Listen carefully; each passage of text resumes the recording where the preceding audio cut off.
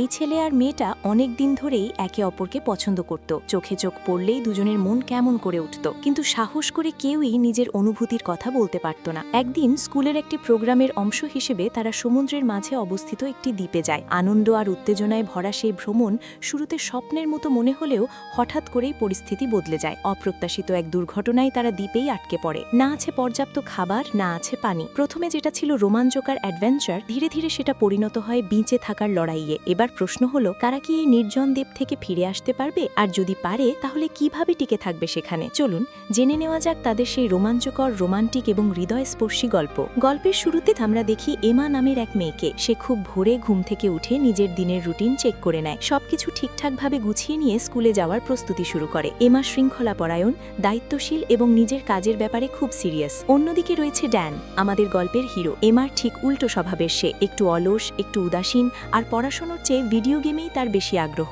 সকালে ঘুম থেকে উঠেই সে গেম কনসোল নিয়ে বসে পড়ে। ড্যানের বাবা শহরের একজন প্রতিষ্ঠিত ব্যবসায়ী। তাদের কোনো কিছুর অভাব নেই, তবুও বাবা ছেলের এই উদাসীনতা পছন্দ করেন না। তিনি ড্যানকে বকাঝকা করে বলেন, এভাবে সময় নষ্ট করলে স্কুলে দেরি হয়ে যাবে। শেষ পর্যন্ত বাবার কথা মতো ড্যান অনিচ্ছা সত্ত্বেও স্কুলের উদ্দেশ্যে বের হয়। এমা আর ড্যান একই স্কুলে পড়ে, কিন্তু এতদিনে তাদের মধ্যে ঠিকমতো কথাবার্তাও হয়নি। এমা স্কুলের সবচেয়ে সুন্দরী ও জনপ্রিয় মেয়ে। অনেকেই তার সঙ্গে বন্ধুত্ব করতে চায়, কিন্তু সে কাউকেই বিশেষ গুরুত্ব দেয় না, শুধু ড্যান ছাড়া। কারণ অজান্তেই তারা দুজনেই একে অপরকে ভালোবেসে ফেলেছে। একদিন ক্লাসে তাদের শিক্ষক মিস্টার কিচিয়ানো এসে জানালেন, খুব শিগগিরই তারা শহর থেকে প্রায় ২০ কিলোমিটার দূরে একটি শিক্ষা সফরে যাবে। এই খবর শুনে পুরো ক্লাসে আনন্দের ঢেউ বয়ে যায়। অনেকদিন কোথাও ঘুরতে যাওয়া হয়নি, তাই সবাই একসঙ্গে যাওয়ার সিদ্ধান্ত নেয়। সেই তালিকায় ছিল এমা আর ড্যানও। ট্রিপের আগের দিন ক্যান্টিনে বসে এমার বান্ধবী লিলি তাকে মজা করে বলে, এই ১৪ দিনের সফরে ড্যানের সঙ্গে একটু কাছাকাছি হও, কে জানে হয়তো সেও তোমাকে ভালোবাসে। এমা হেসে বিষয়টা এড়িয়ে যায়, বলে এসব ভাবার সময় নেই,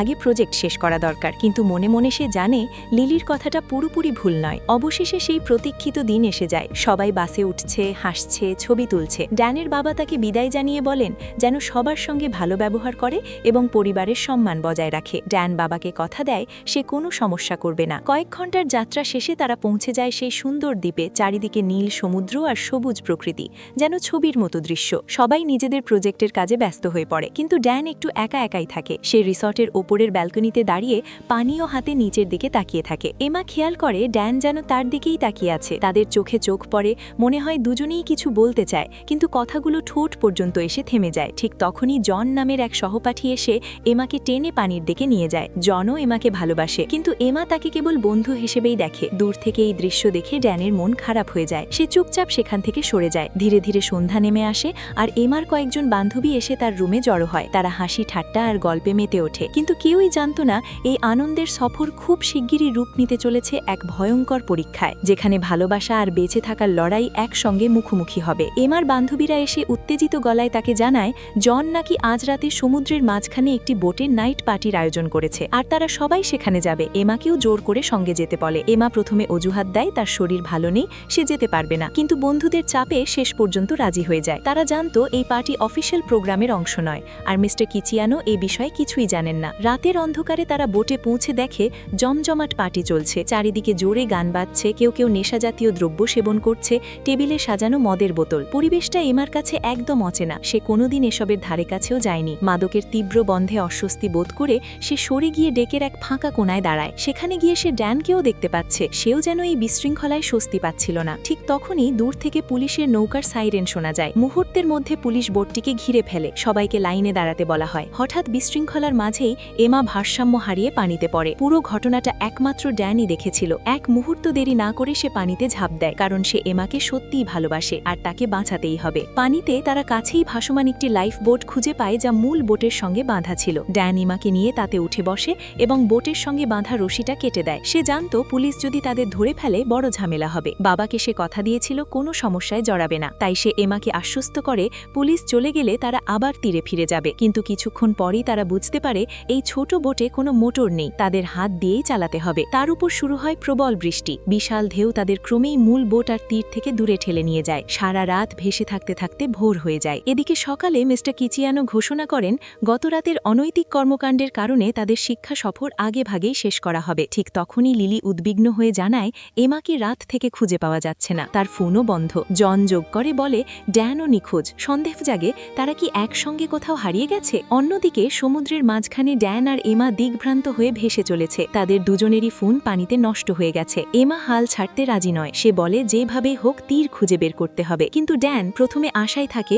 কেউ না কেউ নিশ্চয়ই এসে উদ্ধার করবে। সে বুঝতে পারে না তারা ইতিমধ্যে শহর কেটে প্রায় 50 কিলোমিটার দূরে চলে এসেছে। ঠিক তখনই ড্যান দূরে একটি ছোট্ট দ্বীপ দেখতে পায়। সে এমাকে বলে ওখানেই তাদের একমাত্র ভরসা। সমস্যা হলো দ্বীপটি প্রায় 3 কিলোমিটার দূরে। এতটা পথ হাত দিয়ে চালিয়ে যাওয়া প্রায় অসম্ভব। ড্যান একসময় হতাশ হয়ে পড়ে, কিন্তু এমা দমে যায় না। সে একাই প্যাডেল চালানো শুরু করে। এমার দৃঢ়তা দেখে বাধ্য হয়ে ড্যানও হাত সাহায্য করে। অনেক কষ্টের পর তারা অবশেষে দ্বীপের তীরে পৌঁছয়। দুজনেরই মনে আশা জাগে হয়তো এখানে কোনো রিসর্ট, কোনো জেলে কিংবা অন্তত কারো সাহায্য পাওয়া যাবে। তারা বোটটি তীরে রেখে সাবধানে দ্বীপের ভেতরে এগিয়ে যায়, অজানা একটি ভবিষ্যতের দিকে। আর ঠিক তখনই অন্যদিকে দেখা যায় এমা আর ড্যানের পরিবার গভীর উৎকণ্ঠায় দিন কাটাচ্ছে, কারণ তারা জানেই না তাদের সন্তানেরা এখন জীবন মৃত্যুর লড়াইয়ে আটকে আছে এক অজানা দ্বীপে। ড্যানের বাবা আর এমার পরিবার দিশাহারা হয়ে একসঙ্গে স্কুলে হাজির হয়। তাদের মুখে উদ্বেগ স্পষ্ট। প্রিন্সিপাল তাদের আশ্বস্ত করে বলেন চিন্তার কিছু নেই, ইতিমধ্যেই খোঁজ শুরু হয়েছে। খুব শিগগিরই এমা আর ড্যানকে খুঁজে পাওয়া যাবে। কয়েকদিনের মধ্যেই ভালো খবর আসবে বলে তিনি ভরসা দেন।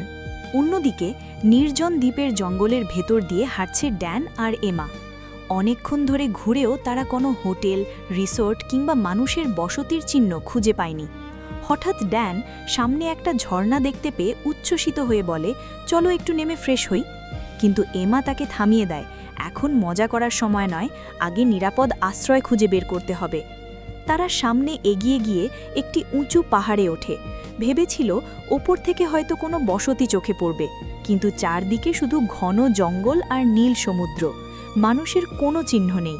এমা তখনই বুঝতে পারে এই দ্বীপে কেউ থাকে না, অর্থাৎ তারা সত্যি আটকা পড়ে গেছে। এখন বেঁচে থাকার লড়াই শুরু। আশা হারিয়ে না ফেলে এমা প্রস্তাব দেয় যদি তারা লাইফ বোট নিয়ে অন্য কোনো দ্বীপের দিকে যায়, হয়তো সেখানে মানুষ পাওয়া যাবে। ড্যান রাজি হয় আর দুজন দ্রুত সমুদ্রের তীরে ফিরে আসে। কিন্তু গিয়ে দেখে তাদের লাইফ বোট নেই। হয়তো জোয়ারের ঢেউ সেটাকে ভাসিয়ে নিয়ে গেছে। তীরে পড়ে আছে শুধু একটি লাইফ জ্যাকেট।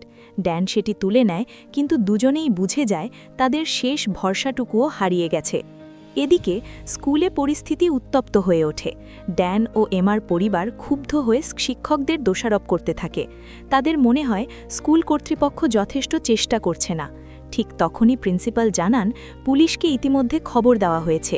হেলিকপ্টার আর কোস্টগার্ড সমুদ্রে তল্লাশি চালাচ্ছে। যে কোনো সময় সুখবর আসতে পারে, এমনটাই আশা করা হচ্ছে। দ্বীপে সন্ধ্যা নেমে আসে ধীরে ধীরে। থাকার মতো কোনো জায়গা খুঁজে না পেয়ে তারা ঠিক করে আজকের রাতটা সমুদ্রের তীরেই কাটাবে।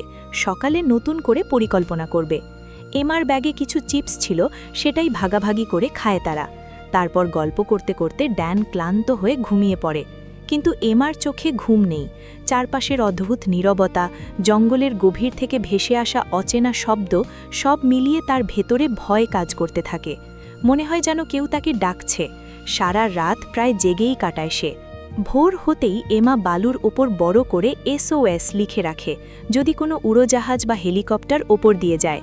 কিছুক্ষণ পর ড্যান ঘুম থেকে ওঠে।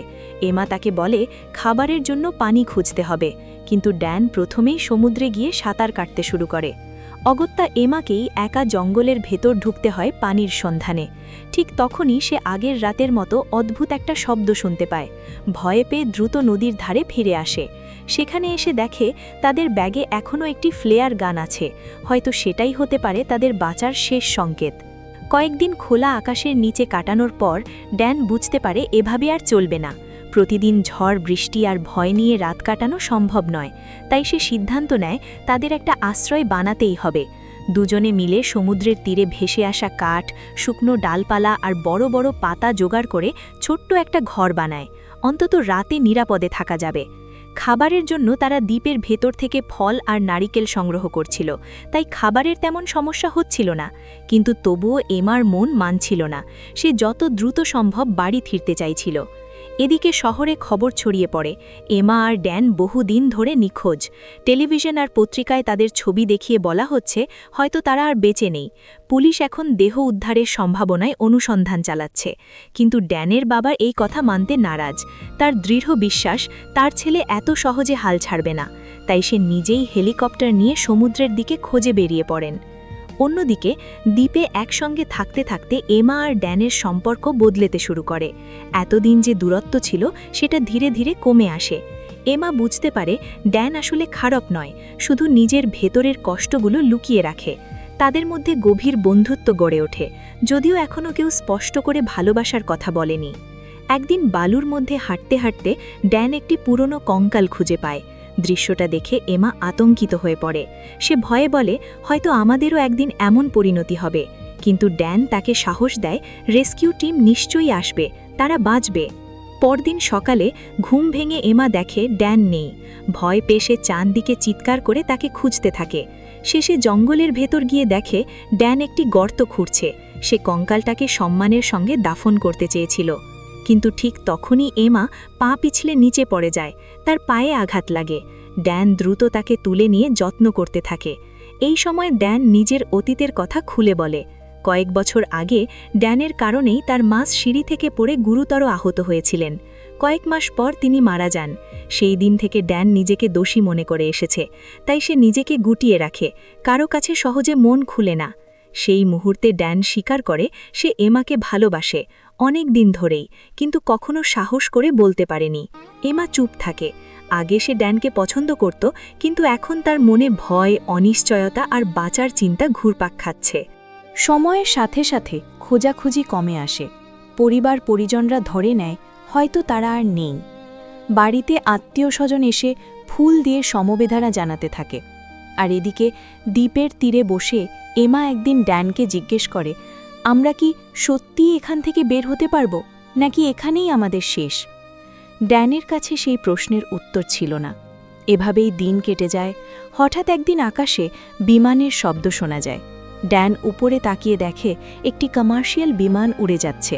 সে তাড়াতাড়ি ব্যাগ থেকে ফ্লেয়ার গান বের করে, কিন্তু ততক্ষণে দেরি হয়ে গেছে। তারা চেষ্টা করেও ঠিকমতো ফ্লেয়ার ছুটতে পারে না। বিমানটা দূরে মিলিয়ে যায়। সেই মুহূর্তে এমার ভেতরের শেষ আশাটুকুও যেন নিভে যায়। তার মনে হতে থাকে হয়তো সত্যিই তারা আর কখনো বাড়ি ফিরতে পারবে না। হয়তো পৃথিবী ইতিমধ্যেই ধরে নিয়েছে তারা আর বেঁচে নেই। হতাশ হয়ে তারা আবার নিজেদের বানানো ছোট্ট ঘরে ফিরে আসে। ঠিক তখনই জঙ্গলের ভেতর থেকে অদ্ভুত একটা শব্দ ভেসে আসে। ড্যান সাহস করে শব্দটার দিকে এগিয়ে যায়। কিছু দূর যেতেই সে দেখে সামনে একটা বিশাল কালো প্যান্থার দাঁড়িয়ে আছে। মুহূর্তের মধ্যেই প্রাণীটা তার দিকে ঝাঁপিয়ে পড়ে। ড্যান প্রাণ বাঁচাতে দৌড়াতে থাকে, আর প্যান্থার তার পিছু নেয়। সমুদ্রের তীরে বসে থাকা এমা চিৎকার আর দৌড়ানোর শব্দ শুনে ছুটে যায় জঙ্গলের দিকে। সেখানে গিয়ে দেখে কঠিন লড়াইয়ের পর ড্যান কোনোভাবে প্যান্থারটাকে পরাস্ত করেছে। বিপদ কেটে যায়, আর একই সঙ্গে খাবারেরও একটা বড় উৎস মেলে। এরপর থেকে ড্যান সমুদ্র থেকে মাছ ধরে আনে, আর এমা জঙ্গল থেকে ফলমূল জোগাড় করে। তারা ধীরে ধীরে আরও মজবুত একটা ঘর বানায়, কারণ তখন পর্যন্ত তারা প্রায় আশা ছেড়েই দিয়েছিল হয়তো আর কখনো বাড়ি ফেরা হবে না। এদিকে শহরে ড্যানের বাবা প্রতিদিন একবার তার ছেলের ঘরে যান। তার জিনিসপত্র ছুঁয়ে দেখেন, যেন তাতেই শান্তি পান। এভাবেই 6 মাস কেটে যায় দ্বীপে। সময়ের সঙ্গে সঙ্গে তারা সেখানে বাঁচতে শিখে যায়। একদিন ড্যান সমুদ্রে মাছ ধরছিল, হঠাৎ উপরে একটা বিমান উড়ে যেতে দেখে। এবার আর দেরি না করে সে দৌড়ে তীরে এসে ফ্লেয়ার গান ছুড়ে দেয়। আকাশে লাল আলো জ্বলে ওঠে। বিমানের ভেতরের লোকজন সেটা দেখতে পায়। কিছুক্ষণের মধ্যেই হেলিকপ্টার আসে, আর অবশেষে তাদের উদ্ধার করা হয়। বাড়ি ফিরে তারা যেন নায়ক হয়ে ওঠে। টিভি চ্যানেলগুলো ইন্টারভিউ নেয়, হাজারো মানুষ তাদের দেখতে আসে। সবাই তো ভেবেই নিয়েছিল তারা আর বেঁচে নেই। কিন্তু কিছুদিন পরই সম্পর্কের টানাপড়ন শুরু হয়। এমা যেন ধীরে ধীরে ড্যানকে এড়িয়ে চলতে থাকে। হয়তো স্বাভাবিক জীবনে ফিরে এসে সে নতুন করে ভাবতে শুরু করেছে। এক রাতে ড্যান তার সঙ্গে কথা বলতে গেলে এমার ব্যবহার আগের মতো থাকে না। সে ঠান্ডা, দূরত্ব বজায় রাখা কথাবার্তা বলে। ড্যান বুঝে যায় তাকে ইগনোর করা হচ্ছে। কষ্ট পেয়ে সে আবার নিজেকে গুটিয়ে নেয়, কারো সঙ্গে তেমন কথা বলে না।